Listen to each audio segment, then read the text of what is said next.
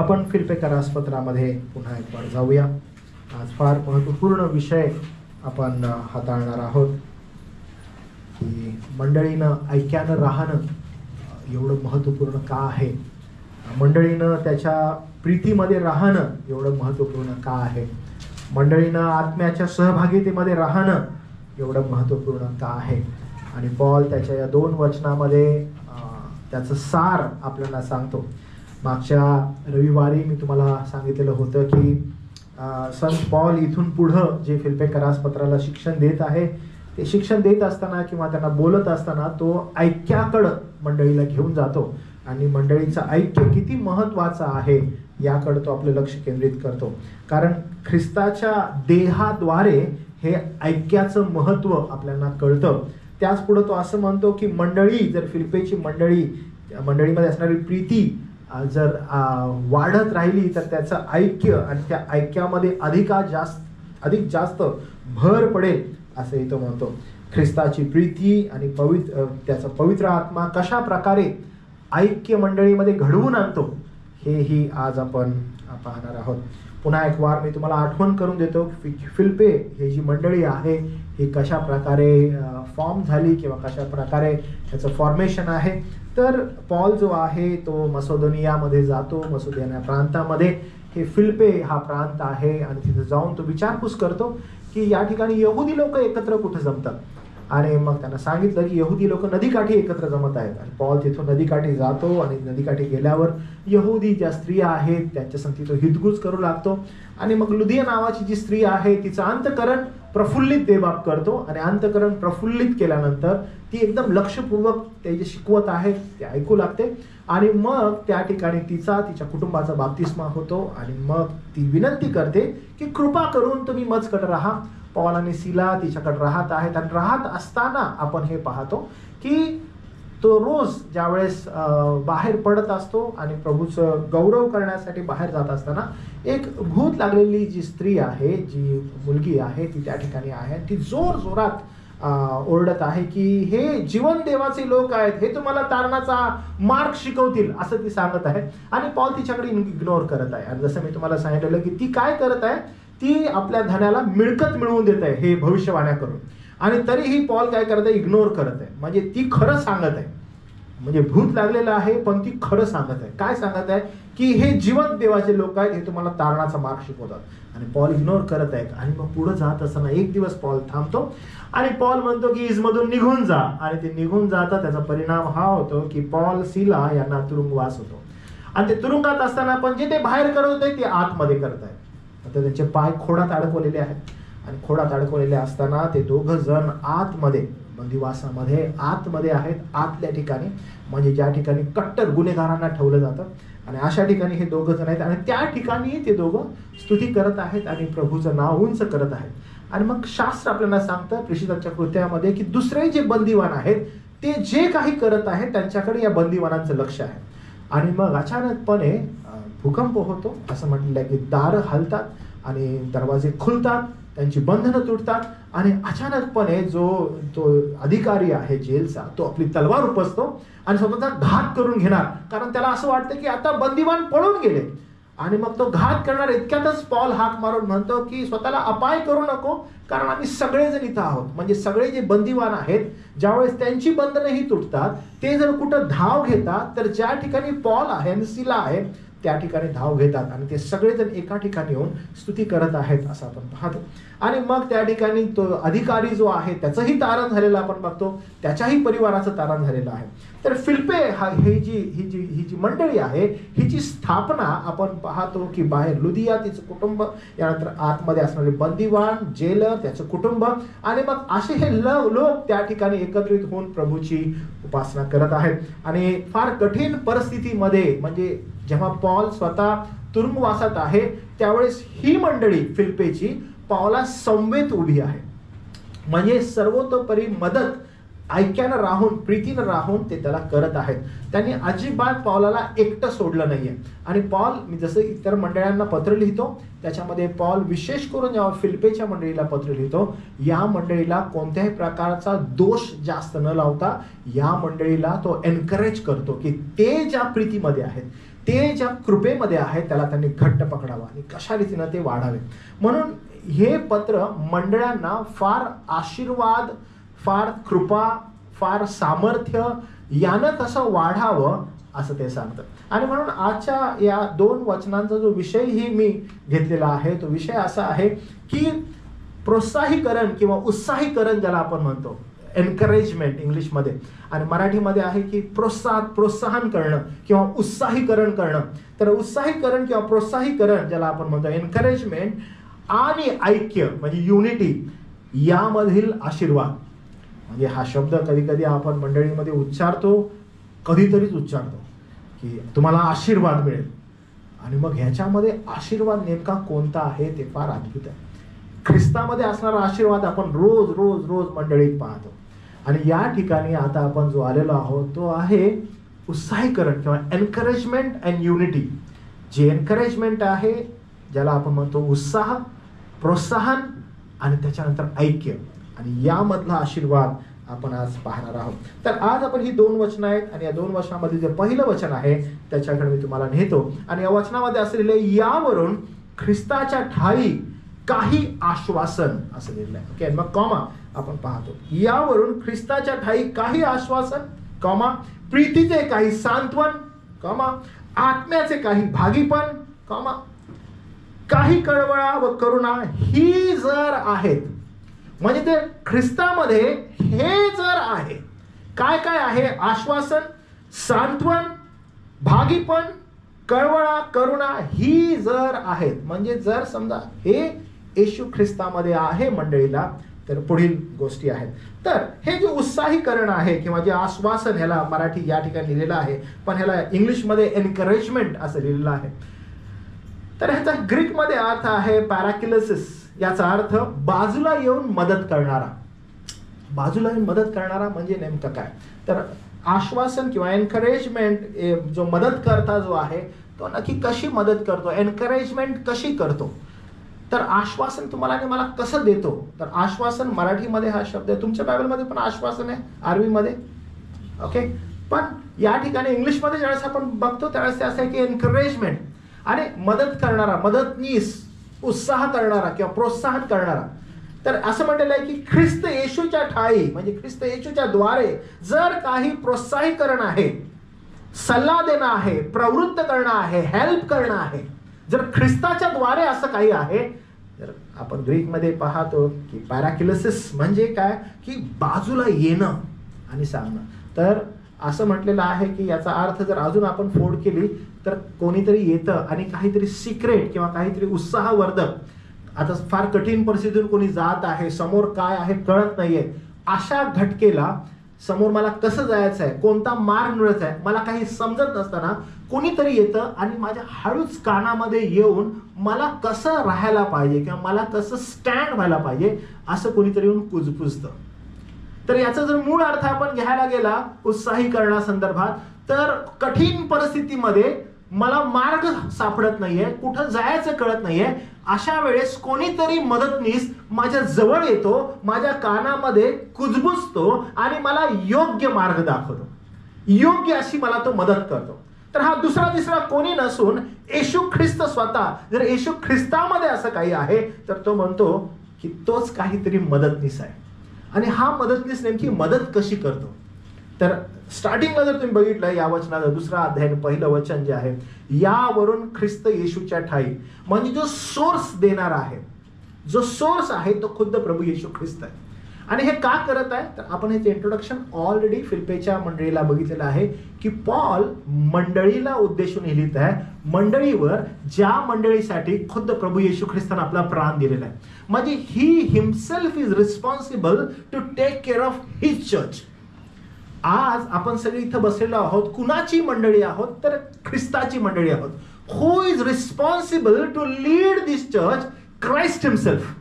मग जर ख्रिस्ताला मंडळीला पुढे घेऊन जायचं आहे तर ख्रिस्त रिस्पॉन्सिबल आहे, ख्रिस्त त्याचं प्रतिनिधित्व करत आहे, ख्रिस्त मंडळीला चालवत आहे. कारण मंडळी हा एकमेव विषय, वाग्दत्त वधू जी आहे ती त्याचसाठी आहे.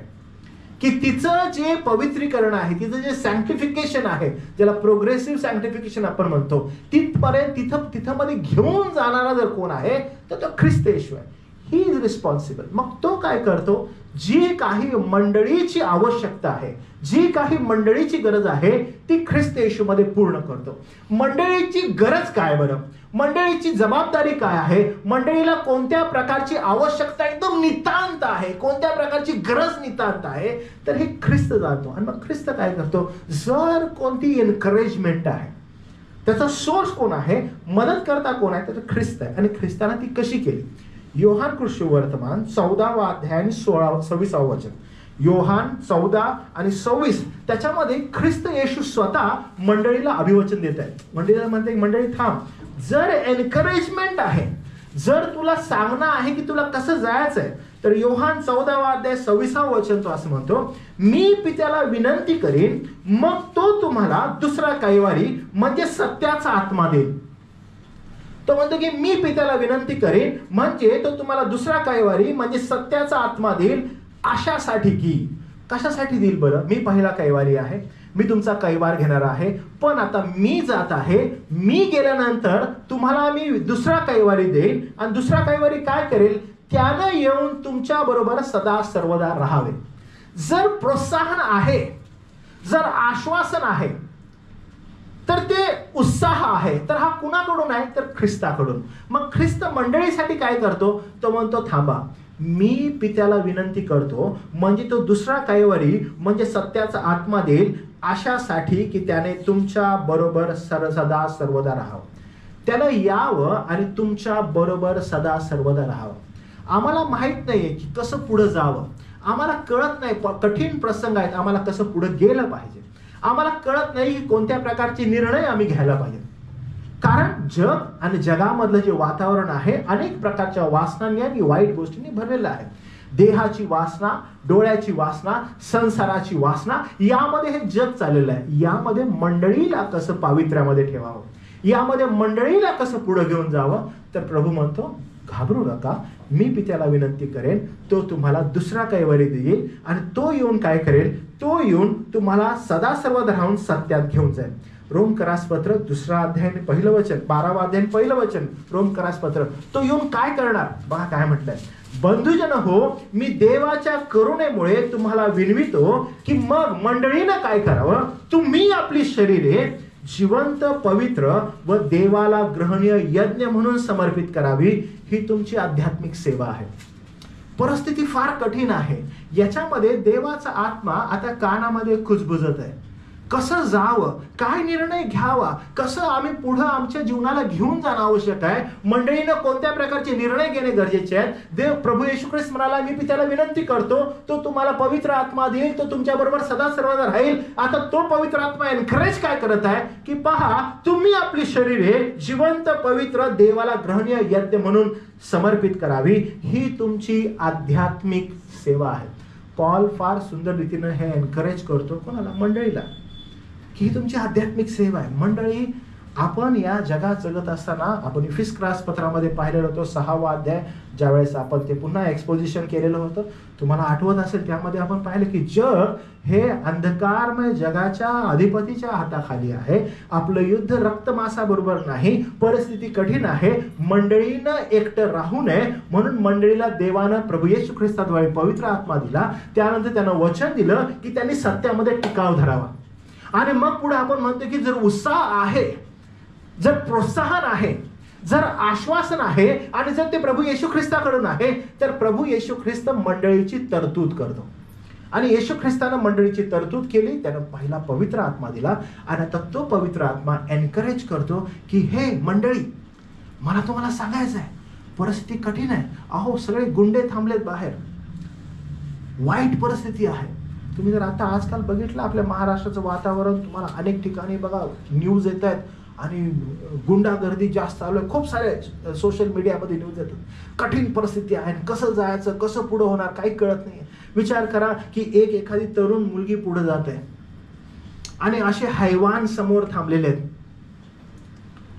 आणि तिला कळत नाही की कसं जायला पाहिजे, मी मार्ग कोणता निवडला पाहिजे. तिला कळत नाही की हा रोड पकडला पाहिजे की तो रोड पकडला पाहिजे, कारण सगळे आजूबाजूला आहेत. मी स्वतःला कसं वाचवू शकते? अशा वेळेस कोणीतरी प्रोत्साहन देणारा, उत्साहित करणारा जवळ येतो आणि कानामध्ये कुजबुजतो आणि तिला सांगतो की तुला कोणत्या मार्गाने जाणं आवश्यक आहे. तिच्यासाठी ती अद्भुत उत्साहवर्धक आहे, कारण तिला वाटत नाही की ती एकटी आहे, तिला समजत नाही मी काय करावं आणि कोणते निर्णय घ्यावे.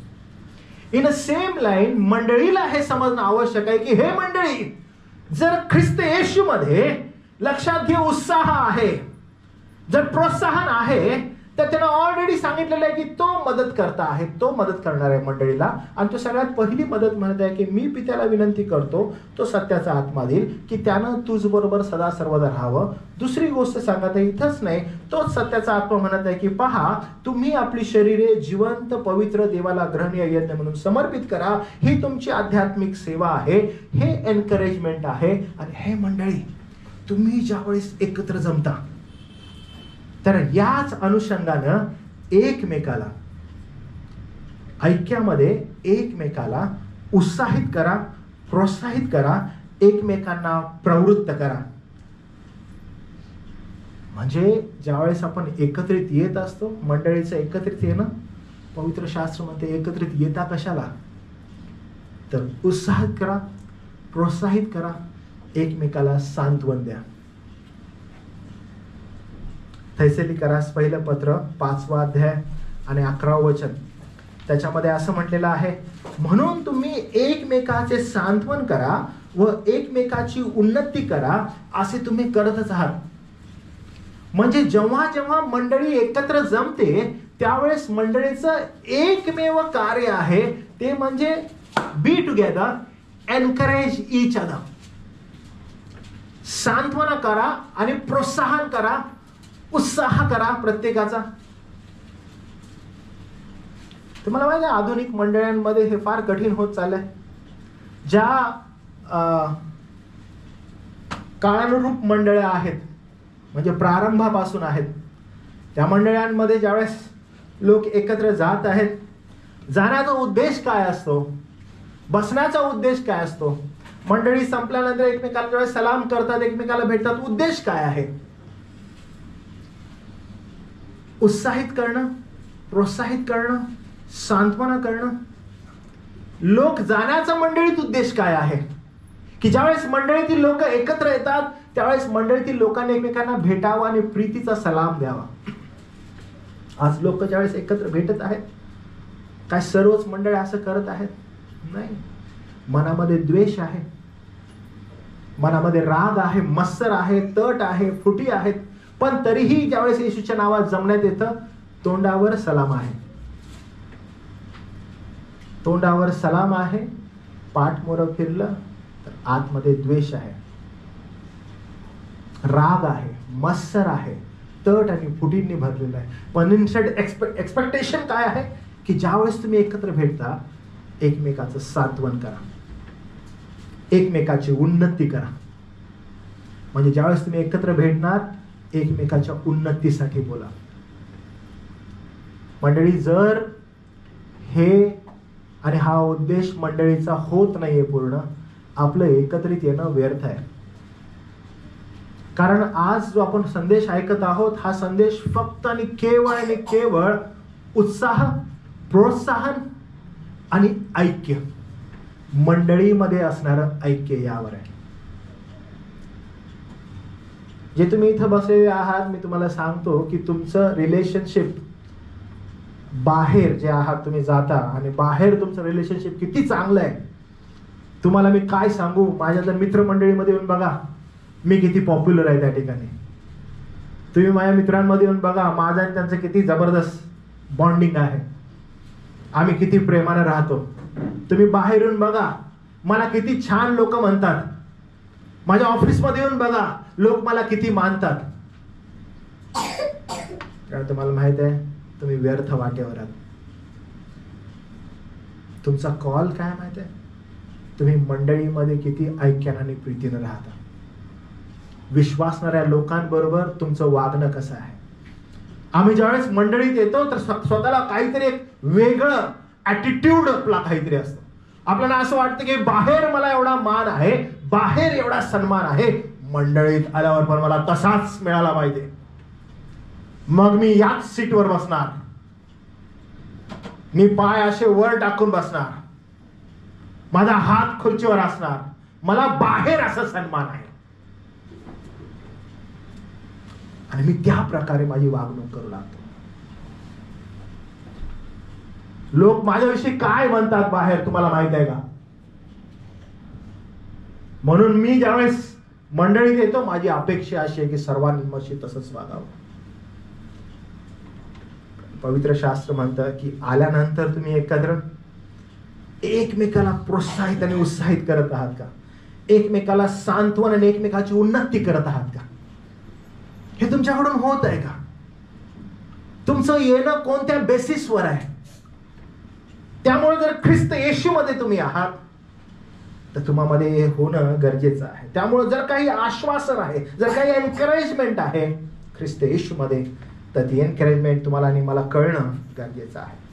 पुढे असं म्हटलंय प्रीतीचं सांत्वन. जर प्रीतीचं सांत्वन आहे, सांत्वन या शब्दाला सुंदर रीतीनं याचं पुन्हा एकदा ग्रीकमध्ये आपण पाहतो पॅरामिथियन. याचा अर्थ प्रभू त्या आपल्या संतांना सौम्य आणि प्रेमळ असा सल्ला देतो. ज्यावेळेस सांत्वन आपण म्हणतो, तर ख्रिस्तामध्ये जे सांत्वन आहे, एनकरेजमेंट आहे. आता तो म्हणतो की जर सांत्वन आहे तर ख्रिस्त ते करतो. ख्रिस्त कसं करतो? रोमकरासपत्र याचा 8वा अध्याय 35 ते 39 याच्यामध्ये ख्रिस्त स्वतः मंडळीला किंवा मंडळीतील लोकांना प्रेमानं हाताळतो. आणि तेच एक्सपेक्टेशन आपल्याकडून नाही. कसं हाताळतो आपण बघूया. ख्रिस्त कसा हाताळतो? रोमकरासपत्र 8वा अध्याय 35 पासून पुढे ख्रिस्तानं आता मंडळीला हाताळलेला आहे आणि तो असा हाताळतो. ख्रिस्ताच्या प्रीतीपासून आपल्याला कोण विभक्त करेल? ख्रिस्तानं प्रतिनिधित्व केलं आणि मंडळीला सांगितलं की पहा मी मंडळीला कसं हाताळतो. आणि ख्रिस्तानं मंडळीला कसं हाताळलं? ख्रिस्ताच्या प्रीतीपासून आपल्याला कोण विभक्त करेल?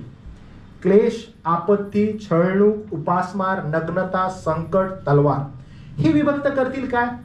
शास्त्रात लिहिले आहे तुझ्यामुळे आमचा वध दिवसभर होत आहे, कापा वयाच्या मेंढरासारखे आम्हाला गणले आहे.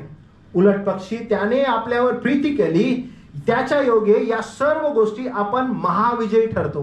कारण माझी खात्री आहे की मरण, जीवन, देवदूत, अधिपती, वर्तमानच्या गोष्टी, भविष्यकाळच्या गोष्टी, बले, उंच, खोली किंवा दुसरी कोणतीही सृष्ट वस्तू, ख्रिस्त येशू आपला प्रभू याच्यामध्ये देवाची आपल्यावरील प्रीती आहे, तीच पासून आपल्याला विभक्त करायला कोणी समर्थ होईल काय? कोणी नाही. म्हणजे ख्रिस्तानं त्याची कृती, त्याचं प्रेम मंडळीवर केलं आणि तो म्हणाला की ख्रिस्तामध्ये असणारं सांत्वन त्यानं तुमचं आणि माझं केलं. तो म्हणतो जर तशा प्रकारचं सांत्वन जर तुमच्यामध्ये आहे तर तुमच्यामधील प्रीतीला कोण विभक्त करू शकेल? तुमच्यामधील ऐक्याला कोण विभक्त करू शकेल? जर मंडळी ख्रिस्ताची प्रीती समजू शकते, जर मंडळी ख्रिस्ताचं सांत्वन समजू शकते, तरच हे शक्य आहे बरं का. अनेकदा आपण या ठिकाणी बसलेलो जो असतो, आपण विचारतो ख्रिस्तानं मजवर केलं, okay fine, this is our relation. पण तुम्हाला माहिती आहे एक्सपेक्टेशन काय? एक्सपेक्टेशन असं आहे ख्रिस्तानं जे तुमच्यावर केलं तशाच प्रकारे तुम्ही तुमच्या बंधुवर्गांसमवेत करा. तीच प्रीती, तेच ट्रान्सफॉर्मेशन झालं पाहिजे. आणि ते जर घडत नाही तर प्रॉब्लेम आहे. ख्रिस्ताने जशी प्रीती केली तशाच प्रकारे आपणही इतरांवर प्रीती करावी. इतरांवर म्हणजे जसं मी तुम्हाला सांगितलं की तुम्ही येऊन जर मला म्हणता तुम्ही बाहेर चला बाळासाहेब, तुम्ही बाहेर माझे नातेसंबंध बघा. अहो मी तुम्हाला सांगतो, ज्या ठिकाणी मी काम करतो माझ्या हाताखालचे कामगार बघा, माझा बॉस बघा, तो किती माझी प्रशंसा करतो. कारण का? मी माझं सगळं प्रेम बाहेर वाटतो आणि मंडळीमध्ये आल्यावर माझा ॲटिट्यूड असतो. मंडळीमध्ये आल्यावर माझं स्वतःचा एक प्रतिष्ठपणा असतो आणि त्या प्रतिष्ठितपणाने मी वावरत असतो. कदाचित होऊ शकतं तो माझ्या पैशाचा असेल, कदाचित होऊ शकतं ते माझ्या कामासंदर्भात असेल, कदाचित होऊ शकतं माझ्या कुटुंबासंदर्भात असेल, पण मला ती प्रौढी आहे आणि त्या प्रौढीला घेऊन मी मंडळीत येतो. आणि माझी इच्छा आहे की बाहेर तसा मी असल्यामुळं मंडळीमध्ये तशा प्रकारची वागणूक मला मिळावी. सुंदर प्रकारे योहान कृष्ण वर्तमानाचा 13वा अध्याय आणि वचन 34 आणि 35 मध्ये प्रभू येशू ख्रिस्त म्हणतो, तो म्हणतो, मी तुम्हाला एक नवीन आज्ञा देतो, तुम्ही एकमेकावर प्रीती करावी. येशू ख्रिस्तानं 10 आज्ञा परिपूर्ण केल्या स्वतःमध्ये, नियमशास्त्र केलं स्वतःमध्ये पूर्ण, मंडळीला लावून दिलेली ही आज्ञा. काय आज्ञा? तो म्हणतो, मी तुम्हाला नवीन आज्ञा देतो, तुम्ही एकमेकावर प्रीती करा. कशी? जशी मी तुमच्यावर प्रीती केली तशी तुम्हीही एकमेकावर प्रीती करा. तुमची एकमेकावर प्रीती असली म्हणजे यावरून सर्व ओळखतील की तुम्ही माझे शिष्य आहात. सगळे ओळखतील की तुम्ही माझे शिष्य आहात.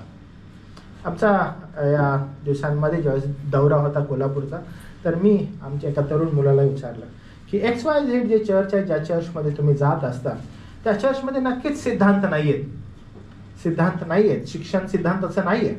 आणि हो, सिद्धांत शिकवत नाहीयेत. तो म्हटलं की बरोबर, मान्य आहे पास्टर, की शिकवत नाहीत सिद्धांत शिकवत नाहीत, योग्य प्रकारचं शिक्षण नाहीये आणि मंडळी तडपत आहे योग्य शिक्षणाला. म्हणालो ओके ठीक आहे. मग मी त्यांना हा प्रश्न विचारला, सिद्धांत ठीक आहे नाहीयेत, पण एक मूळ जो कोर आहे तो. आणि ज्या वेळेस हा प्रश्न मी त्यांना बोललो की काय ते एकमेकावर प्रीती करतात का, अगेन त्यांचा जो रिस्पॉन्स मला होता, आणि त्यांनी म्हणाले की विथ सॅड फेस ते म्हणाले नाही. म्हणजे जर सिद्धांतिक शिक्षण नाहीये, अहो प्रीती आहे का? प्रीती म्हणजे काय की ज्यावेळेस संतगण एकत्र जमतात, म्हणजे बंधू वर्ग ज्यावेळेस एकत्र जमतात, त्यावेळेस एकमेकांविषयी काळजी, एकमेकांविषयी आदर, सन्मान. जर आपल्या बंधुवर्गांच्या फॅमिलीमध्ये जर कठीण परिस्थितीने जात आहेत, इन्स्टेंट घरामध्ये ना कुजबूज करणं, बघितलं वाईट गोष्टीतून चाललेत, व्हेरी बॅड. का? इन्स्टेंट ते चाललेले आहेत वाईट गोष्टीतून, याचं दुःख मंडळीतील लोकांना आहे, बंधुवर्गाला आहे. त्यांना पेन आहे की नाही, ते बरोबर जात नाहीयेत. We need to help someone. आम्हाला त्यांना मदत करणं गरजेचं आहे. आणि ते कुठली तरी फायनान्शियल क्रायसिस मधून जात आहेत, आम्ही कशा प्रकारे हेल्प करू शकतो त्यांना, कारण ते आमचे बंधू आहेत. जर कोणी आजारी आहे तर आपण म्हणतो की बघितलं आजारी पडले, इन्स्टेड आपण काळजी करत आहोत का त्यांच्या संदर्भात, प्रभूकडे जात आहोत का? पासमार, नग्नता, संकट किंवा तलवार हे विभक्त करतील का? बंधू वर्गांपासूनची जी प्रीती आहे आपल्याला कोण विभक्त करेल? तुम्हाला एकमेकाच्या प्रीतीपासून कोण विभक्त करू शकेल का? ख्रिस्त म्हणतो की माझ्या प्रीतीपासून तुम्हाला कोण विभक्त करेल का? कोण नाही, कारण ती प्रीती त्यानं केलेली आहे. तो म्हणतो शास्त्रात दिलेलं आहे, तुझ्यामुळे आमचा वध दिवसभर होत आहे, कापाव्याच्या मेंढराप्रमाणे आम्हाला गणले आहे. उलट पक्षी ज्याने आपल्यावर प्रीती केली त्याच्या योगी या सर्व गोष्टीत आपण महाविजयी ठरतो. सर्वजण महाविजयी ठरतो, कारण ख्रिस्ताने तशी प्रीती आपल्यावर केलेली आहे. तो म्हणतो मरण, जीवन, देवदूत, अधिपती, वर्तमानच्या गोष्टी, भविष्यकाळच्या गोष्टी, भले, उंच, खोली, दुसरी कोणतीही सृष्ट वस्तू, ख्रिस्त येशू आपला प्रभू, याच्यामध्ये देवाची जी आपल्यावरची जी प्रीती आहे तिच्यापासून आपल्याला विभक्त करण्यास समर्थ होईल काय? नाही. मग प्रियांनो, जी आपण इथं बसलेलो आहोत मंडळी म्हणून, आणि त्यांना आज्ञा केलेली आहे की जशी मी तुमच्यावर प्रीती केली तशी तुम्ही एकमेकावर प्रीती करा. तर या प्रीतीपासून तुम्हाला आणि मला काय विभक्त करू शकतं? जर तुमच्या आणि माझ्यामध्ये जर ऐक्य नाहीये तर हा प्रॉब्लेम आहे. ऐक्य आणि ह्या ऐक्यामध्ये असणारा आशीर्वाद हा फार इम्पॉर्टंट आहे. कारण पवित्र आत्मा देत असताना मंडळीला बिलकुल हेच सांगितलेलं आहे की तो येऊन जे जे मी तुम्हाला आज्ञा दिलेलं आहे त्याची आठवण करून दिली. आणि पवित्र आत्मा त्याच्या वचनाद्वारे मंडळीला हीच आठवण करून देतो की ऐक्यामध्ये आशीर्वाद आहे. जशी ख्रिस्ताने मंडळीवर प्रीती केली तशी तुम्ही एकमेकावर प्रीती करा. ख्रिस्तानं मंडळीवर प्रीती केली आणि त्या प्रीतीपासून कोण विभक्त करू शकेल का? नाही विभक्त करू शकणार. तर आपली एकमेकावर प्रीती असणं फार आवश्यक आहे. याचा परिणाम काय होतो बघा, सहभागीपण. आत्म्यामध्ये आपण सहभागीपण करतो आणि ज्यावेळेस हा सहभाग किंवा सहभागीपण हा जो शब्द आहे, या शब्दाचा अर्थ आहे कोयनोनिया. ग्रीकमध्ये याला कोयनोनिया म्हणतात, सहभागीपण. कोयनोनिया म्हणजे मंडळी, एकत्रित येणं. आणि याविषयी पवित्र शास्त्र आपल्याला पुन्हा सांगतं, पवित्र आत्म्याने सर्व विश्वासणाऱ्यांना एकत्र बांधलंय. We are not divided. म्हणजे वेगवेगळ्या मानसिकतेतून आपण इथं आलेलो आहे, बसलेलो आहे. मला हे पटत नाही, मला हे पटत नाही, मला हे पटत नाही. मला पटत नाही याऐवजी आम्ही किती ऐक्यात आहोत, आमची बांधणी कशी आहे यावर निर्भर आहे. आणि आपली बांधणी ही ऐक्याच्या स्वरूपात असणं एकत्र गरजेचं आहे. एक विश्वासामध्ये असणं आवश्यक आहे, कारण ही एकत्र बांधणी आहे. समविश्वासी ज्यावेळेस एकत्र जमतात त्यावेळेस ती एकत्र बांधणी होते. मी वारंवार गेले अनेक दिवस तुम्हा लोकांना एक गोष्ट सांगत आहे की संदेशांकडे लक्ष द्या कृपा करून, कारण आपल्या विश्वासासंदर्भात हे फार उत्तेजन देणार आहे. कारण एकला चलोरेसाठी तुम्हाला पाचारण नाहीये. मला समजलं ना, एकटा एकटा जातो मी, आमचा विश्वास आम्ही एकटा एकटा करतो. काय झाले माहिती आहे का, आम्ही ना मंडळीत मिक्स होऊ शकत नाही, आम्ही यांच्या ऐक्यतेमध्ये मिक्स होऊ शकत नाही. आम्ही थोडंसं वेगळं राहतो, मी जरासा वेगळा जातो. तुम्हाला आठवत असेल की जेव्हा मी फॉर्म्स पण दिले त्यावेळेस मी तुम्हाला बिलकुल विनंती करत होतो की हे लक्षात घ्या, कारण हे आपला कॉल आहे. समविश्वासांनी एकत्रित येणं आपला कॉल आहे, विश्वासामध्ये एकत्र वाढणं आपला कॉल आहे. ऐक्यता फार महत्वाची आहे, त्याच्यासाठी आपल्याला पाचारण आहे. कारण एका दृष्टिकोनातून आपण पुढे जात आहोत. जर यातून एक जण वेगळा जात आहे ना, there is a problem. Problem आहे, अडचण आहे. आपल्याला ते पाचारण नाहीये. पवित्र आत्म्याने सर्व विश्वासणाऱ्यांना समविश्वासामध्ये एकत्रित बांधले. आपली बांधणी एकतेसाठी आहे, वेगळे होण्यासाठी नाही. त्यामुळं युनिटी, एकत्रित येणं हे किती महत्वाचं आहे हे तुम्ही समजायला पाहिजे.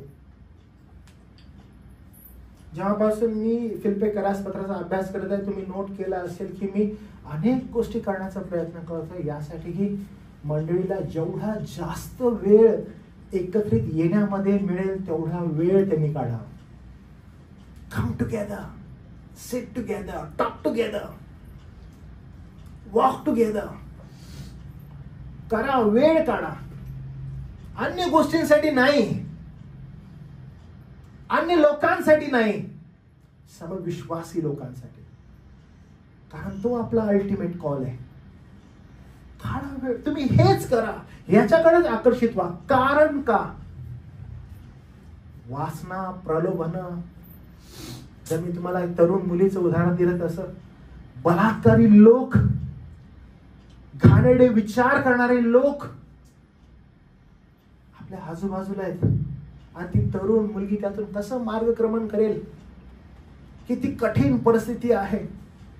वाईट लोक तिच्या आजूबाजूला आहेत, प्रत्येक मार्गावर तिला दिसत आहे. तिला त्यातून कोण योग्य मार्ग दाखवेल? फक्त ख्रिस्त येशू. आणि त्यानं सांगितलं की मी योग्य प्रकारे बांधणी करेन. आणि त्याच्या पवित्र आत्म्याच्या मार्गदर्शनानंतर तिला मार्ग सांगत आहे. हा तो मार्ग आपल्याला दिसत आहे. मंडळीची अवस्था तीच आहे. मी काय करू, मी कसं जाऊ, पुढे कसं गेलं पाहिजे. आणि त्या ऐक्यतेमध्ये,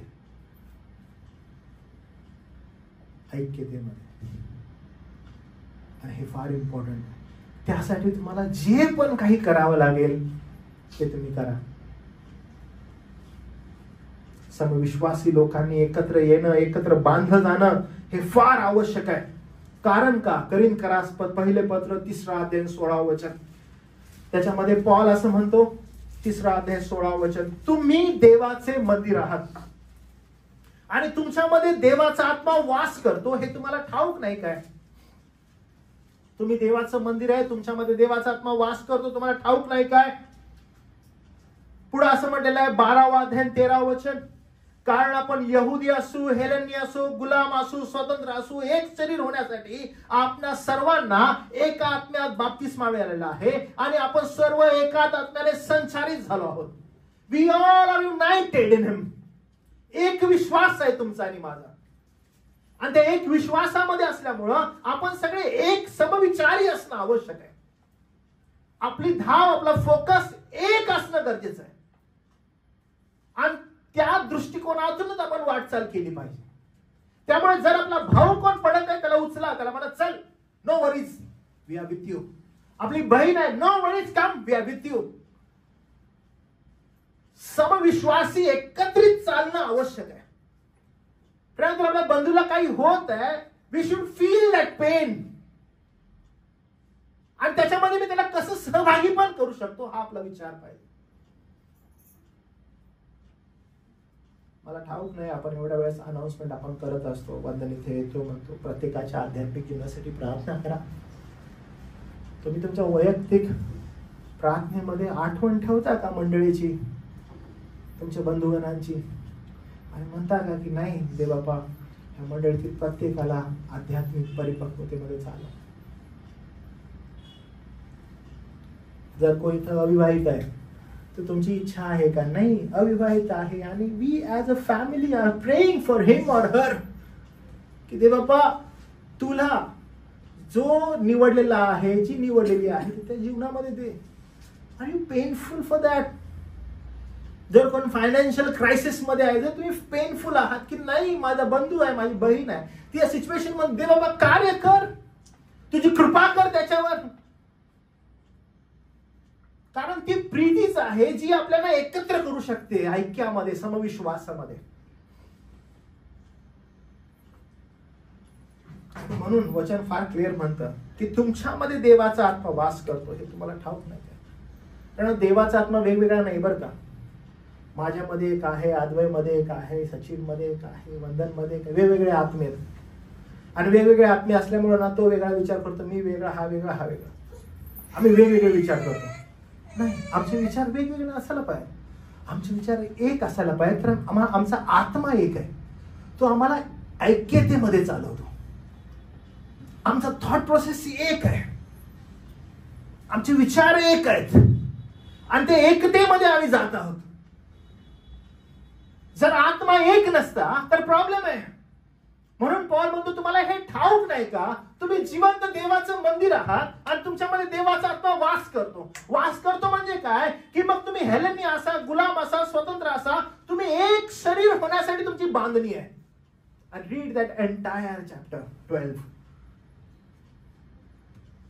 करिंथकरास पहिलं पत्र 12वा अध्याय पूर्ण वाचा आणि त्या ठिकाणी बघा किती सुंदर रीतीनं संत पॉल एक शरीराद्वारे मंडळीचा उपमा देऊन सांगतो त्यांना की कोणीही मंडळीमध्ये एकत्र असताना असं म्हणू नये की मला शरीर, माझा हात आहे, मला पायाची आवश्यकता नाही, मी डोळा आहे, मला कानाची आवश्यकता नाही. सगळ्यांची बांधणी एका विशिष्ट स्वरूपात आहे यासाठी की एक शरीर म्हणून आपण प्रभूला समर्पित व्हावं. That's why we are called. मी तुम्हाला सदैव सांगत असतो की जर मंडळी एका दृष्टिकोनातून निघालेली आहे आणि तुम्ही जर समजा पाय बाहेर टाकून वेगळीकडे जाण्याचा प्रयत्न करताय, प्रॉब्लेम आहे. मग तुम्हाला कधी कधी आठवतं बघा, इथून पुलपीट वरून खालून वैयक्तिक मी तुम्हाला अनेकदा रागवतो, रागानं बोलतो, दटावून बोलतो, कधी कधी प्रीतीनं बोलतो. का? कारण मला जर दिसतंय की पाय टाकून वेगळीकडे जात आहे तर मला सांगणं गरजेचं आहे की चुकीचं आहेस बरं का, तू चुकीची आहेस जे पाय बाहेर टाकून चाललेले आहेस. कारण का? पाय बाहेर टाकला तर हे जे प्रलोभन आहेत, ह्या ज्या वासना आहेत या तुझ्याकडे पाहत आहेत, हल्ला करण्यासाठी तयार आहेत.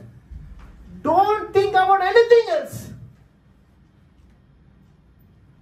मला कशा रीतीने एकत्रितपणा येता येईल, मला कशी सहभागिता मिळेल, समविचारी लोकांमध्ये मी कसं उठेन बसेन, हा एकमेव मला विश्वास असला पाहिजे. कारण जे कोणी आत्म्यामध्ये चालतात त्यांचंच ऐक्य टिकून राहतं. पवित्र आत्म्यामध्ये चालणारे जे लोक आहेत तेच ऐक्यामध्ये जात असतात. मी तुम्हाला सांगतो, एकदा हे आत्म्याचं निघालं म्हणून तुम्हाला आठवत असेल, मी हे उदाहरण चर्चमध्ये दिलेलं आहे. पण एकदा मी असंच एका चर्चमध्ये गेलो आणि एक पाळसाहेब होते. इंट्रोडक्शन आम्ही समोर बसलेलो होतो आणि मंडळीमध्ये संदेश होणार होता माझा. तर त्या ठिकाणी ती जी एक स्त्री आहे ती समोरून बसली अचानक, आणि पाळक साहेब जे आहे ते मला पट करून कानात म्हणाले की ही आमच्या चर्चची एकदम धार्मिक स्त्री, आत्म्यानं भरलेली आहे. आणि आत्म्यानं भरलेली स्त्री म्हणाल्या माझं लक्ष तिच्याकडे गेलं. आणि मग चर्चमध्ये त्या गाणी वगैरे चालू झाली आणि मी आणि पाळक साहेब समोर बसलेलो आहे आणि माझा संदेश होणार होता आणि संदेशा वगैरे काही गाणी होती.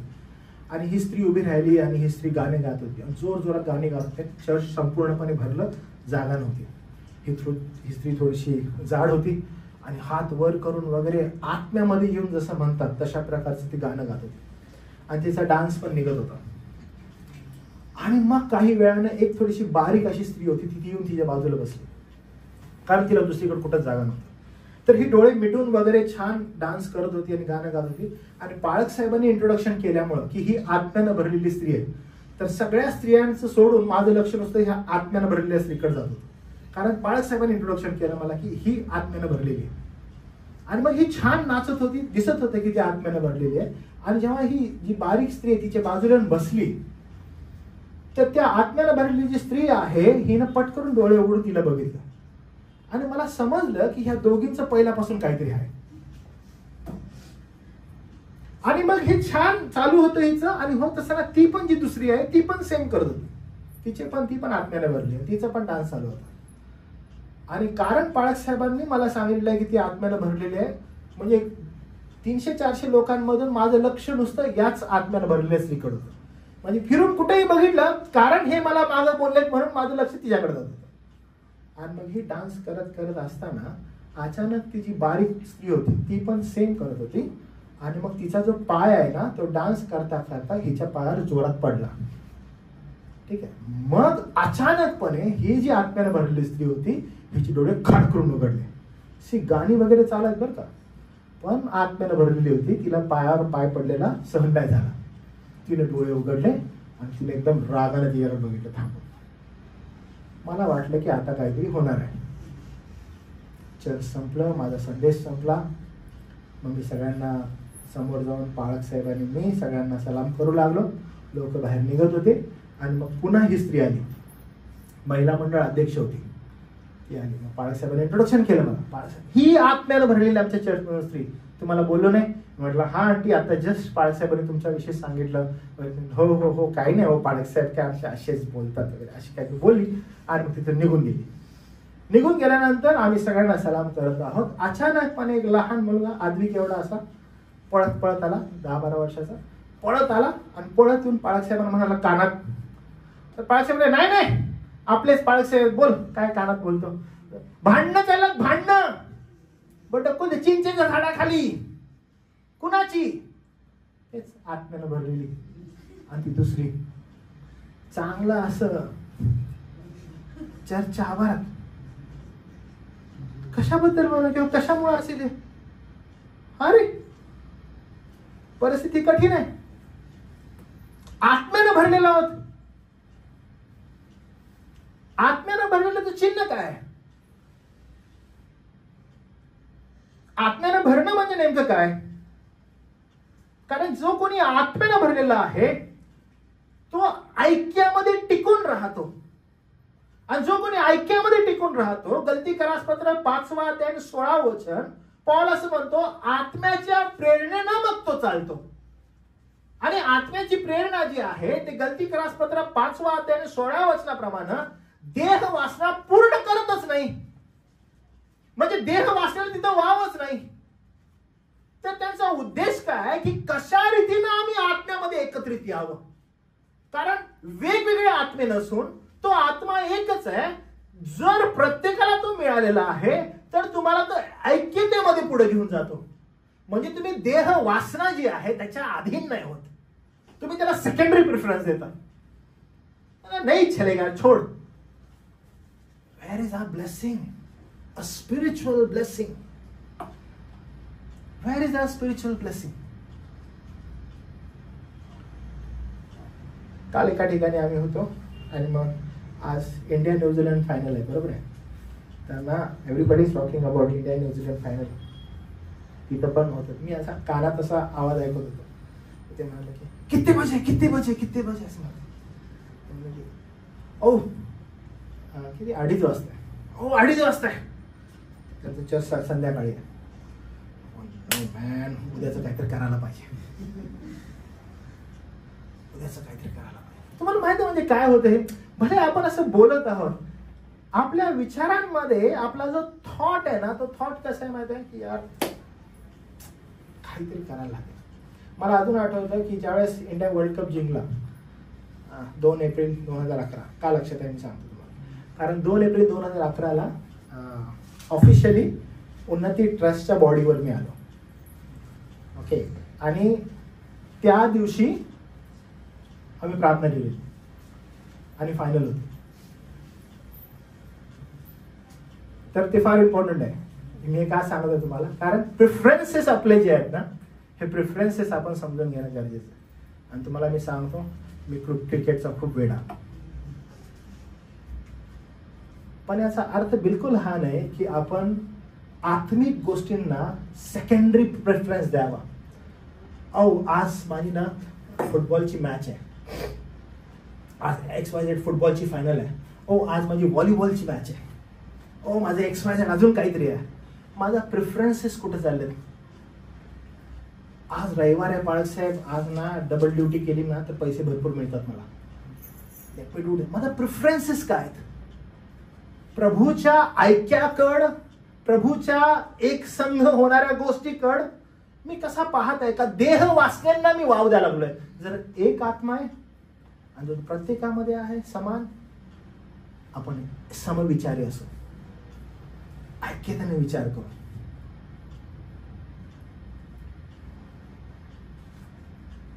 आपल्याला आठवतं की ज्यावेळेस सचिन रचना ज्यावेळेस 2 महिन्यासाठी जाणार होते, so we all were very painful. यार कसं होणार आणि का बरं हे? Because of the love. Love each other. कारण हे जर नाही आपल्याला काय करायचं? काय फरक आहे? Should be a love, always love. कारण आत्म्यामध्ये आहोत तर तुम्ही ते समजू शकाल. तो पेन तुम्ही भले तुम्ही त्यामध्ये काही सहभाग नाही करू शकणार कारण आपल्या बाउंड्रीज आहेत, but in prayer you will take them. प्रार्थनेमध्ये तुम्ही घ्या, कारण ते ऐक्याद्वारेच शक्य आहे. समविचारी होतो आपण आणि मग त्यातून फळं निष्पन्न होतात. गलती करास पत्र 5वा अध्याय 22 पासून पुढे मग आत्म्याद्वारे निष्पन्न होणारे फळं येतात. मग येतो प्रीती, आनंद, शांती, सहनशीलता, ममता, चांगुलपणा, विश्वासूपणा, सौम्यता, इंद्रिय दमन. या गोष्टी येतात बाहेर. कशामुळे बरं? Only because of the spirit. हे त्या ऐक्यतेमध्ये येतं. परमेश्वर देवानं त्याच्या पवित्र जनांवर ती कृपा केली दयाळूपणे. आणि फिलिप्पियरास पत्र 1 अध्याय 8 वचनात म्हटल्याप्रमाणे माझ्या ठाई असलेल्या येशू ख्रिस्ताच्या कळवळ्याने मी तुम्हासाठी किती उत्कंठित आहे याविषयी देव माझा साक्षी, असं पौल म्हणतो. म्हणजे मला तुम्हाला भेटायला मी किती उत्कंठित आहे, प्रभू माझा साक्षी आहे, फिलिप्पीच्या लोकांना तो म्हणतो. कारण का? प्रीतीद्वारेच ते शक्य होतं. प्रीतीद्वारेच ते शक्य होतं. कारण जर आपण उत्कंठित नाही आहोत एकमेकाला भेटण्यासाठी, आपला प्रॉब्लेम आहे बरं का. म्हणजे जर आपल्याला उत्कंठा नाहीये, मला मंडळीमध्ये प्रियजनांना भेटायचं तर प्रॉब्लेम आहे. जर तुम्ही विचारणा करत नाही, आपला बंधुगण येत नाही किंवा बंधू वर्ग येत नाही, आपण आपल्याला काय करायचं नाही. आपण उत्कंठित आहोत का त्यांच्याविषयी? आपण विचारपूस करत आहोत का की का नाही? You wanted to be together. आणि पॉल पुढे जाऊन असं म्हणतो करीनच्या मंडळीला, 2 करीन 1 अध्याय 13 वचन 3 वचन, आपला प्रभू येशू ख्रिस्ताचा देव पिता, जो करुणाकर पिता व सर्व सांत्वनदाता देव धन्यवादित असो. कारण का? तेव्हा तो देवाचे पवित्र व निवडलेले लोक आहात म्हणून करुणायुक्त हृदय, ममता, सौम्यता, लीनता, सहनशीलता ही धारण करा. कारण का? कारण देवाचा आत्मानं तुम्हाला त्यासाठी पाचारण केले. बंधुवर्गांमध्ये तुमच्यामध्ये पवित्र आत्मा जर आहे तर तुमच्यामध्ये करुणायुक्त हृदय आहे, ममता आहे, सौम्यता आहे, लीनता आहे, सहनशीलता आहे. आणि ही तुम्हामध्ये येणार. कारण का? पवित्र आत्मा तुम्हाला त्या दृष्टिकोनातून चालत आहे. देवबापानं तुमच्या आणि मायासाठी ही गोष्ट केलेली आहे. मग तुम्ही आणि मी पण आपल्या बंधुवर्गांसंदर्भात तसं असायला पाहिजे.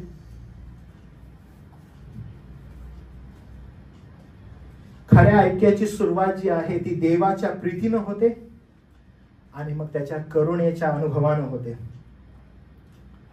म्हणून जर समजा आपल्यातील बंधुवर्गातील कोणी चुकला, कोणी वाईट वागला तुमच्या वैयक्तिक जीवनासंदर्भात, नो डाऊट आपल्याला हर्ट फील होतं, आपल्याला वाईट वाटतं. पण जर तुम्ही समविचारी आहात, धोरण एक आहे, आत्मा एक आहे, तर जसं प्रभू आपल्याविषयी दयाळू आहे, जसं प्रभू आपल्याविषयी क्षमाशील आहे, तसं तुम्ही आणि मी पण बंधुवर्गांसंदर्भात दयाळू आणि क्षमाशील प्रकारची वृत्ती ठेवणं गरजेचं आहे. कारण का? आपण ऐक्यतेच्या दृष्टिकोनातून निघालेलो आहोत. एफिसकरास पत्र 4 अध्याय 32 वचन. आणि तुम्ही एकमेकाबरोबर उपकारू आणि कनवाळू व्हा, जशी ख्रिस्ताने, देवाने ख्रिस्ताच्या नाही तुम्हाला क्षमा केलेली आहे, तशी तुम्हीही एकमेकांना क्षमा करा. कारण का? आपण समवृत्ती, समचित्तानं निघालेलो आहोत. नो डाऊट आपला बंधुवर्ग काही असा देव नाहीये की जो चुकणार नाही, तो चुकणार. पण अशाला तुम्ही काय करा? प्रीतीनं, कनवाळूपणानं आणि उपकारूपणानं वेळ जवळ घ्या. त्याला लाथाडू नका, त्याला क्षमा करा. कारण मी तुम्हाला सांगतो पॉल काय म्हणतो. 2 अध्याय फिलिप्पियरास पत्राचा आणि 2 वचन, हे फार इम्पॉर्टंट आहे. पॉल असं म्हणतो, तर तुम्ही समचित्त व्हा, म्हणजे एकमेकावर सारखी प्रीती करा, एक जीव होऊन एक चित्त व्हा, अशा प्रकारे माझा आनंद पूर्ण करा. आणि पॉल या ठिकाणी जेव्हा सांगतो ना माझा आनंद पूर्ण करा, याचा अर्थ काय होतो बघा. पॉलाचा आनंद विश्वासणाऱ्यांच्या ऐक्यावर अवलंबून होता. तुम्हाला समजलं का? पॉलाचा आनंद विश्वासणाऱ्यांच्या ऐक्यावर अवलंबून. म्हणजे जो नेता असतो, जो पुढारी असतो, जो पाळक असतो, तुम्हाला माहिती तो आनंदी कधी असतो? जेव्हा त्यांची लेकरं ऐक्यानं असतात, प्रीतीनं असतात. मध्ये पास्टर्स सेमिनार झालं आणि पास्टर्स सेमिनारला महाराष्ट्रातील सगळे पाळक ज्यावेळेस जमलेले होते आणि मग आपला पण जो उन्नतीचा ग्रुप आहे तो त्या ठिकाणी होता. आणि बहुतांश जो आपला ग्रुप आहे तो सोमवारच्या बायबल स्टडीमध्ये आहे. तर सोमवारी बायबल स्टडी होता, झाला तर आणि मग सगळे एकत्र होते बायबल स्टडीमध्ये. मी त्यांना असंच विचारलं की मला वाटतं की किती जण, 10 जण ना, 8-9-10 जण होते. तर मी त्यांना विचारलं की काय म्हणता मग, कसं गेला पास्टर्स कॉन्फरन्स, कशी झाली तुमच्यासाठी? तर सगळेजण सांगू लागले की पास्टर हे चांगलं वाटलं, हे चांगलं वाटलं, हे चांगलं वाटलं. ओके. तर असं सगळ्यांना वैयक्तिक विचारत होतो मी, तुला कसं वाटलं, तुम्हाला कसं वाटलं, तुम्हाला कसं वाटलं, तुम्हाला कसं वाटलं. तर मग मी म्हणालो की तुम्हाला काय वाटतं, मला काय वाटलं असेल त्यावेळेस. तर आपले प्रिचर स्नेहल आहेत ते पटकरून म्हणाले की दादा मला असं वाटतं तुम्हाला हे वाटलं असेल की जेव्हा आम्ही सगळे एकत्र होतो तुम्हाला बघून फार आनंद झाला असेल. मी त्याला एकदम डॉट पकडला की ज्या वेळेस विश्वासणाऱ्यांचा समूह एक संघ असतो, एक चित्तानं असतो, तेव्हा जो विश्वासूपणे सेवा करणारा सेवक असतो त्याला अत्यानंद होतो, तो फार आनंदित असतो. ज्या वेळेस समोर ऐक्यता नसते त्यावेळेस खरा विश्वासू बरं का, जो पाळक असतो, सेवक असतो, तो दुःखी असतो. आता ह्याला 2 कारणं आहेत, मी दोन्ही कारणं तुम्हाला सांगतो. काही सो कॉल्ड सेवक असे असतात ज्यांची अजिबात इच्छा नसते की मंडळींना ऐक्यात राहावं. का माहिती आहे? कोण सांगेल तुमच्यातील मला? हा, जो नोकरी करणारा असतो त्याची इच्छा असते की मंडळीनं कधीच ऐक्यात राहू नये, त्यांनी सदैव विभागांमध्ये राहावं. म्हणजे काय, हा विभाग एक वेगळा असावा, तो विभाग एक वेगळा असावा, तो विभाग एक वेगळा असावा, आणि त्या सर्वांसमवेत चांगला कोण असावा? मी. त्यांनी एकमेकाबरोबर चांगला असावा? नाही. त्यांच्याबरोबर चांगलं कोण असावं? मग मी. मग मी काय करणार? मी जाणार, 4 टाळक्यांना घेणार आणि त्यांना म्हणणार की नो वरीज, आपण प्रार्थनेत राहू त्यांच्यासाठी. मग त्यांच्याकडे जाणार, त्यांना सांगणार काही काळजी करू नका, मी आहे, मी गोष्टी हँडल करेन. तुम्ही काही काळजी करू नका, मी आहे, मी गोष्टी हँडल करेन. मी. आणि सगळ्या जणांची जी लक्ष आहे ते मजकडे असणार आहे, ते मजकडे पाहत आहेत. आणि ज्यावेळेस ते एकमेकांना भेटत आहेत, दातोट खात आहेत. आणि मग ह्याच्यामध्ये दुकान कुणाला चालवायचं आहे? मला. Because I am the owner. Instead प्रभूचं वचन बिलकुल त्याच्या विपरीत आहे. प्रभूचं वचन म्हणतं की जशी मी तुमच्यावर प्रीती केली तशी तुम्ही एकमेकावर प्रीती करा. बंधुवर्ग हो, हा आपला कॉल आहे की लव्ह इच अदर, एकमेकावर प्रीती करा. काही वर्षांअगोदर एक पाळक होते, म्हणजे आता पण आहेत, तर मला ठाऊक आहे की ते व्हिजिटिंगला जायचे. मग व्हिजिटिंगला गेले तर समजा ते आता एका घरात गेले, कसं चाललं तुमचं, बरं आहे, ओके ओके. मग ते आता व्हिजिटिंगला पाळकांकडे त्यांचं ओझं सांगतात कुटुंबाचं. मग ते ऐकलं त्यांनी. मग ते पाळक खूप देणारे होते, म्हणजे जसं त्यांचं ओझं ऐकलं ते निघाले दुसऱ्या कुटुंबात गेले. मग ते देणारे होते ना, मग जे ओझं ऐकलेलं आहे ते ओझं दुसऱ्या कुटुंबाला देऊन टाकलं त्यांनी. काय ओझं देणं म्हणजे काय? जी काही न्यूज इथून ऐकलेली आहे ती न्यूज पुढच्या घरामध्ये जाऊन त्याविषयी तिथं जाऊन बोलत आहेत. आणि परिस्थिती फार कठीण आहे. मग या कुटुंबाचं त्या कुटुंबामध्ये, त्या कुटुंबाचं त्या कुटुंबामध्ये, त्या कुटुंबाचं त्या कुटुंबामध्ये. आणि ही कन्सर्न म्हणून नाही, तर लावा लावी म्हणून. आणि गोंधळ सगळ्यांमध्ये. का? तर माझी सीट चांगली असावी. पॉल म्हणतो की तुम्ही सगळ्यांनी एकमेकावर सारखी प्रीती करा, एक जीव होऊन एक चित्त व्हा. तुम्ही सगळ्यांनी सारखी प्रीती करा, एक जीव व्हा, एक चित्त व्हा. का बरं? म्हणजे माझा आनंद पूर्ण करा. अशा प्रकारे इब्री लोकास पत्र याचा 13वा अध्याय 17वा वचन फार सुंदर रीतीने हे वचन अधिकाऱ्यांच्या आज्ञेत राहण्यासंदर्भात म्हणतो. आपल्या अधिकाऱ्यांच्या आज्ञेत राहा, त्यांच्या अधीन असा, कारण आपणास हिशोब द्यावयाचा आहे हे समजून ते तुमच्या जीवाची राखण करतात. जे सेवक आहे, जो या ठिकाणी मी आहे, उद्देश काय आहे की तुम्ही एकमेकावर प्रीती करावी. ते जीवाची राखण करतात, ते त्यांना आनंदाने करता यावे, कणत नव्हे. तसे सिद्ध झाल्यास ते तुमच्या हिताचे होणार नाही. ते तुमच्या हिताचं होणार नाही. अहो, खूप फोकस्ड राहा. जेव्हा विश्वासणारे एकत्र चालतात तेव्हा त्यांच्या आत्मिक नेत्याला आणि ख्रिस्तालाही आनंद होतो. जर एकत्र चालतात तर. जर एकत्र नाही चालत, जर कोण वेगळा आहे, पेनफुल आहे बरं का, खूप पेनफुल आहे. आणि तुम्ही याचा अनुभव किती घेतला ठाऊक नाही, पण तुम्हाला उदाहरणादाखल ज्यांचं लग्न झालेलं आहे, ज्यांना लेकरं आहेत किंवा लेकरं नाही आहेत पण आई वडील आहेत, तुम्ही हे लक्ष द्या. जर तुमच्या कुटुंबातील एखादा मुलगा, एखादी मुलगी, जवळचा व्यक्ती जर अयोग्य प्रकारे वर्तन करतो आणि तुमची त्याच्यावर प्रीती आहे, तर जो पेन होतो ना, तो सेम पेन एका पाळकाला त्याच्या मंडळीतील एखादा व्यक्ती अयोग्य प्रकारे कळप सोडून चाललेला आहे तशा प्रकारे वेदना होतात. म्हणून जेव्हा विश्वासामध्ये ते एकत्र चालतात तेव्हा आत्मिक नेत्याला आनंद होतो, कारण पॉल म्हणत आहे की मला त्या गोष्टीचा आनंद आहे. मंडळीच्या वाढीसाठी कार्य करा. फुटा टाकू नका. कारण ख्रिस्त यासाठी मरण पावला व पुन्हा जीवन झाला की त्याने मेलेल्यांचा व जिवंतांचाही प्रभू असावा.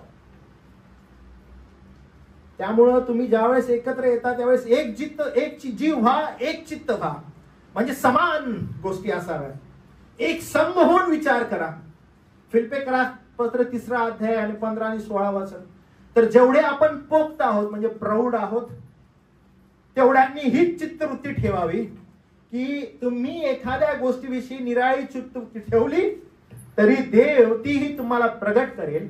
तथापि आपण जी मजल मारली तिच्याप्रमाणे एक चित्ताने पुढे चालावे. जे पोक्त असतात, जे प्रौढ असतात, जे तुम्ही या ठिकाणी बसलेले आहात आणि तुम्हाला असं वाटत आहे की नाही मी प्रौढ आहे, तर एक चित्तानं पुढे जाण्याचा प्रयत्न करा. मंडळीमध्ये मी म्हटलं ना, एक पाय कसा मी बाहेर टाकता येईल हा विचार करू नका. कारण जसा तुम्ही बाहेर पाय टाकला, हो, तुमच्यावर हल्ला झाला. कारण सैतान गरजणाऱ्या सिंहासारखा कुणाला गिळावं हे शोधित फिरत आहे. त्यामुळं पोक्त आहात तर त्या रीतीनं पुढं पावलं टाका. पहिले पेत्र 3 अध्याय 8 वचन. शेवटी तुम्ही सर्व एक चित्त, समसुख दुःखी, बंधूवर प्रेम करणारे, कनवाळू व नम्र मनाचे व्हा. एक चित्ती, समसुख दुःखी, बंधूवर प्रेम करणारे, कनवाळू म्हणजे समान प्रीती करणारे, सर्व विश्वासणाऱ्यांवर समान प्रीती करणारे. मंडळी म्हणून ज्यावेळेस तुम्ही इथून पाहाल, इक्वल, अप डाऊन कोण नाही. पुष्कळ वर्षांपूर्वी एक मंडळी मी घ्यायचो. ओके, तर ती मंडळी होती आपल्या चेंबूरमध्ये, साठेनगर या ठिकाणी होती. तर त्या ठिकाणी मी असताना तिथं एक लसूण विकणारी स्त्री होती. तर मंडळी होती आणि मंडळीवर प्रेम करणारी आम्ही. आणि पाळत म्हणून ज्यावेळेस मी तिच्याकडे किती जायचो तर ती मला आठवतं की 2 रुपये द्यायची. ठीक आहे, 2 रुपये ती मला द्यायची. आणि मला त्यावेळेस त्याची गरज नाहीये 2 रुपयाची, आणि ती मला द्यायची. ती मला 2 रुपये द्यायची. तर ती यासाठी द्यायची की तिचा जो आदर आहे, मान आहे, तिला सन्मान आहे, तिला जेवढं मिळत आहे त्यातून ती मला थोडं कसं द्यायची. तर ती मला थोडं कसं देत आहे, हो काय मला आधी देत आहे, काय तिच्याकडे बघायचं. आणि मंडळीमध्ये समजा दुसरा एक जण आहे, तो मी गेल्यानंतर 2000 रुपीज देत आहे. 2 रुपये 2000. I will have more attention toward 2000. जास्त माझं लक्ष 2000 होतं त्याकडे का माझं 2 रुपये देत त्याच्याकडे. कारण ह्याच्यामध्ये भेदभाव नाहीये. कारण प्रीतीमध्ये अजिबात भेदभाव नाही. ज्यावेळेस मंडळी म्हणून तुम्ही एकत्र येता तुम्हामध्ये भेदभाव नसावा. तुम्ही प्रत्येकाकडे समान दृष्टिकोनातून बघावं. कारण ह्याच्यामध्ये गरीब श्रीमंत, वृद्ध जवान, स्त्री पुरुष हा भेदभाव नाहीये. म्हणून यहुदी हेलेनी जे पॉल सांगत आहे हा भेदभाव नाहीये. ज्यावेळेस तुम्ही एकत्र येता, एका आत्म्यात एकत्र येता, तुमचा दृष्टिकोन फार क्लिअर असला पाहिजे. आणि त्यामुळं समान प्रीती असणं आवश्यक आहे ज्यावेळेस तुम्ही एकत्र जमता. आणि त्यानं तुमचा ऐक्य निर्माण होतो, दृष्टिकोन एक निर्माण होतो. रोमकरास पत्र 12 अध्याय 10 वचन. बंधू प्रेमाच्या बाबतीत एकमेकांना खरा स्नेहभाव दाखवा. बंधू प्रेम जर आहे तर खरा स्नेहभाव दाखवा. नाहीतर मी पाहिले समोर, हॅलो ब्रदर, प्रेज लॉर्ड, हा प्रेज लॉर्ड, मोठ्या तू प्रेज लॉर्ड, प्रेज लॉर्ड, एकदम असो हात वगैरे हलवून, माग फिरल्या मनामध्ये एकटा भेट तुला दाखवतो. काय तर फुल द्वेष आतमध्ये भरलाय. पण मंडळीत आल्यावर कसं मी दाखवू माझं प्रेम. होते ना, ब्रदर सिस्टर, ब्रदर सिस्टर चालू आहे नुसतं. पण मनामध्ये वासना, वैरभाव. मी पाहिलेलं आहे. आम्ही ज्यावेळेस एका ठिकाणी प्रीच करायला गेलेलो होतो, क्रिसमसचा डे होता, आम्ही प्रीच करत आहे, सगळे एकदम शांत प्रभूचं वचन ऐकायला लागलं. जसं मंडळी तरी संपलो मंडळीतील लोक ज्या पाळताना आता आशीर्वाद दिला तुम्हाला हात वर करून, अरे ती लोक एकत्र जमले, इथून दरवाजातून ओरडायला लागलेत, हे पाळक नरकात जाणार, नरकात तू, असे वगैरे. फार कठीण परिस्थिती. म्हणजे प्रेम, स्नेहभाव काहीच उरलेला नाहीये. कारण का? समचित्तीच नाही आहोत. एक आत्म्याद्वारे जर प्रोत्साहित आणि उत्साहित होत आहोत तर एका दृष्टिकोनातून पाहणं गरजेचं आहे आणि बंधुवर्गांमध्ये ऐक्य असणं गरजेचं आहे. म्हणून रोमकरासपत्र 12 अध्याय 10 वचनात म्हटल्याप्रमाणे बंधू प्रेमाच्या बाबतीत एकमेकांना खरा स्नेहभाव दाखवा. ट्रुथफुल म्हणजे ट्रुथफुलनेस असावा आपल्यामध्ये. खरा स्नेहभाव दाखवा. तोंड देखला नव्हे. प्रत्येक जण दुसऱ्याला आदराने आपल्यापेक्षा थोर माना. बाहेर मी एवढा मोठा आहे, मंडळीत मला तेवढंच मोठं स्थान हवंय नाही. एकमेकांना आपण थोर माना, आदरानं थोर माना. तोंड देखलं नाही बरं का, ओ ब्रदर ब्रदर, ओ सिस्टर, असं नाही. आदरानं, literally you mean it that. पहिलं योहान 3:17. मग जवळ संसाराची साधने असून जर आपला बंधुवर्ग गरजवंत आहे हे पाहून जो स्वतःला त्याचा कळवळा येऊ देत नाही, त्याच्या ठाई देवाची प्रीती कशी राहणार बरं?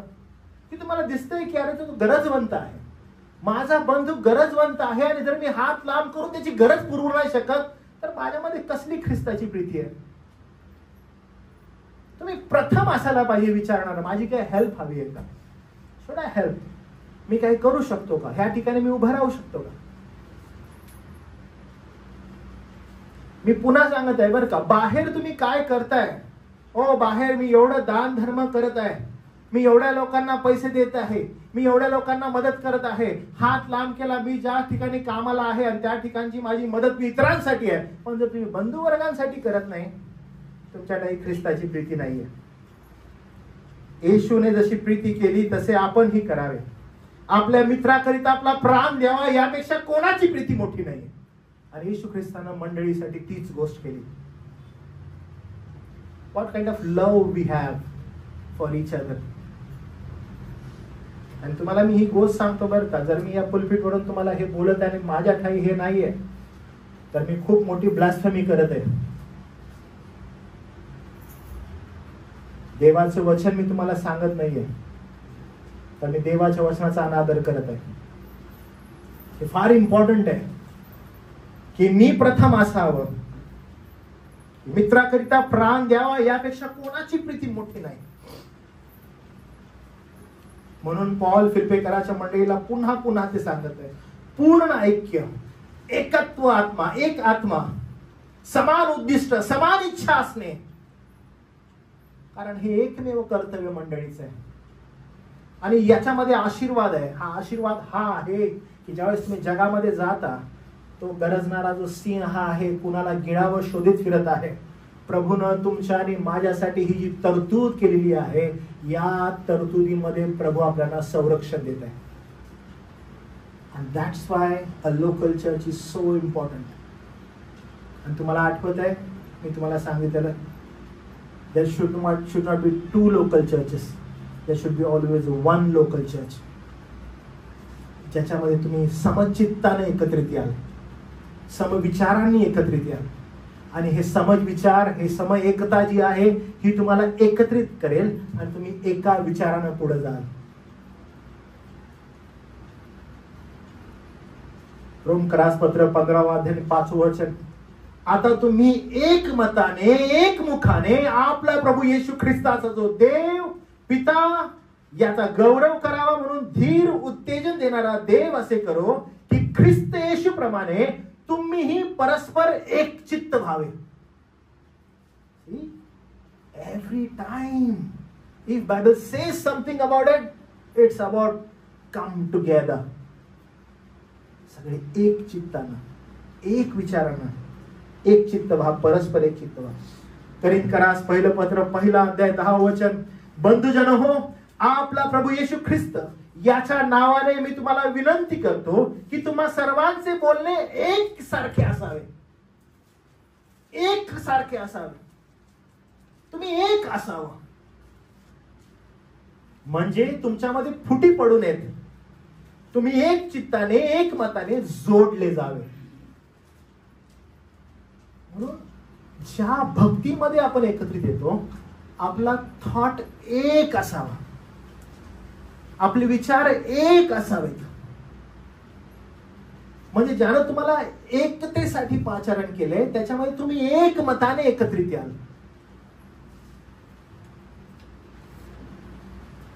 तुमच्यामध्ये फुटी नसू नयेत, एक चित्ताने एकमेकाने जोडले जावेत. करिंथकरास दुसरं पत्र 13वा अध्याय आणि 11 पासून 13 पर्यंत सुंदर रीतीनं पॉल या ठिकाणी आशीर्वाद देतो. तो असं म्हणतो, बंधुजन हो, आता इतकेच म्हणतो, म्हणजे he is going to close this. तो बंद करत आहे आता हे पत्र, आणि त्या पत्रामध्ये शेवटी असं म्हणतो, आता इतकेच म्हणतो, तुमचं कल्याण असो, तुम्हास पूर्णता लाभो, समाधान मिळो, तुम्ही एक चित्त व्हा.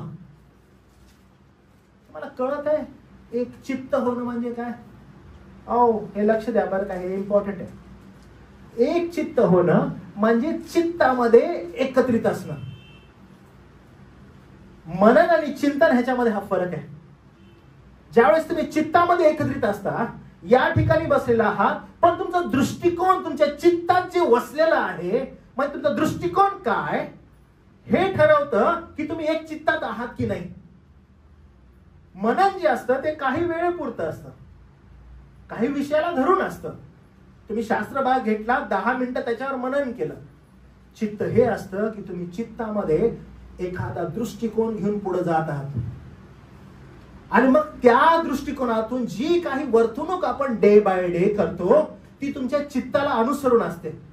त्यामुळे तुमच्या चित्तामध्ये काय वसलेलं आहे, तुमच्या चित्तामध्ये काय फिट केलेलं आहे, या संदर्भात विचार करा की माझ्या चित्तात काय आहे. एक मंडळी म्हणून आपण ज्यावेळेस एकत्रित येतो, आपण एक चित्त आहोत का? दृष्टिकोन एकच आहे का? काय तर ह्या जगामध्ये ज्या वासना आहेत, ह्या जगामध्ये जी प्रलोभनं आहेत, ह्या जगामध्ये देहाच्या ज्या गोष्टी आहेत, याच्यापासून आपल्याला सुरक्षित ठेवण्यासाठी प्रभूनं त्याच्या पुत्राद्वारे ही आपल्यावर कृपा केली, आणि मग वचन दिलं, पवित्र आत्मा दिला, आणि मंडळी देऊन तरतूद केली. तर we need to stick by it, आणि मग आपण एकत्रित एका विश्वासामध्ये पुढे जावं. प्रयत्न करावा की आम्ही जास्तीत जास्त एकत्रित कसं येऊ, आणि आध्यात्मिक बढोतरी, आमची आध्यात्मिक वाढ कशी होईल. जेव्हा जेव्हा आम्ही एकत्रित येऊ, तर आमच्यामध्ये फुटी नाही, तर एकमेकाला उत्तेजन कसं देऊ. आम्ही एकमेकांना आल्यावर त्यांचा पेन, त्यांचं दुःख, त्यांचा आनंद एकमेकांशी शेअर कसा करू. या चित्तामध्ये आपण आहोत का? कारण पॉल म्हणतो, बंधुजनो आता इतकंच सांगतो, तुमचं कल्याण असो. म्हटलं ना तुम्हाला की एक चित्त राहण्यामध्ये, एकतेमध्ये आशीर्वाद आहे. आणि तो आशीर्वाद कोणता आहे? तर म्हणतो तुमचं कल्याण हो, तुम्हाला शांती लाभो, तुम्हाला पूर्णता लाभो, समाधान मिळो, आणि म्हणतो तुम्ही एक चित्त व्हा. आणि एक चित्त व्हा म्हणजे काय? शांतीनं राहा. प्रीतीचा, शांतीचा देव तुम्हासह राहील. पवित्र चुंबन घेऊन एकमेकांना सलाम करा. सर्व पवित्र जन तुम्हाला सलाम सांगतात. तो ज्या ठिकाणी आहे त्या ठिकाणी तो सर्व पवित्र जन तुम्हाला सलाम सांगतात. युनायटेड इन हिम, त्याच्यामध्ये एकत्रित राहणं हे आशीर्वादाचं चिन्ह आहे. ख्रिस्ताचे उत्साहीकरण, ज्याला एनकरेजमेंट आपण म्हणतो, ती प्रीती, पवित्र आत्मा, परमेश्वराची करुणा, हे ख्रिस्तामधील ऐक्याचं आधारस्तंभ आहे. प्रियांनो, ऐक्यामुळे आत्मिक नेत्यांना आनंद मिळतो, जे सेवा करणारे आहेत त्यांना आनंद मिळतो, मंडळीला बळकटता येते.